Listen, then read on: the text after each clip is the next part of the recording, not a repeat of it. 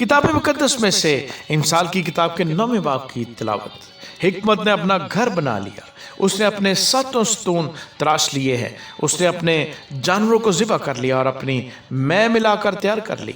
उसने अपना दस्तरखान भी चुन लिया, उसने अपनी सहेलियों को रवाना किया है।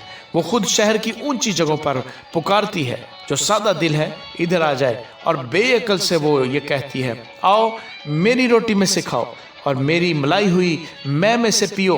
ऐ सादा दिलो, बाज आओ और जिंदा रहो और फहम की राह पर चलो। ठट्ठाबाज को तंबी करने वाला लान तान उठाएगा और शरीर को मलामत करने पर धब्बा लगेगा। ठट्ठाबाज को मलामत न कर, ना हो कि वो तुझसे अदावत रखने लगे। दाना को मलामत कर और वो तुझसे मोहब्बत रखेगा।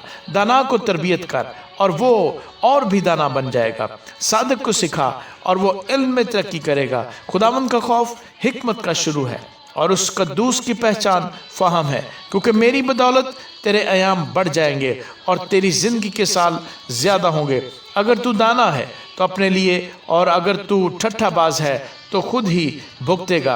अहमक औरत गोगाई है, वो नादान है और कुछ नहीं जानती। वो अपने घर के दरवाजे पर शहर की ऊंची जगहों में बैठ जाती है, ताकि आने जाने वालों को बुलाए जो अपने अपने रास्ते पर सीधे जा रहे हैं। सादा दिल इधर आ जाएं, और बेअकल से वो ये कहती है, चोरी का पानी मीठा है और पोशीदगी की रोटी लजीज, पर वो नहीं जानता कि वहाँ मुर्दे पड़े हैं और उस औरत के मेहमान पाताल की तह में हैं। आमीन।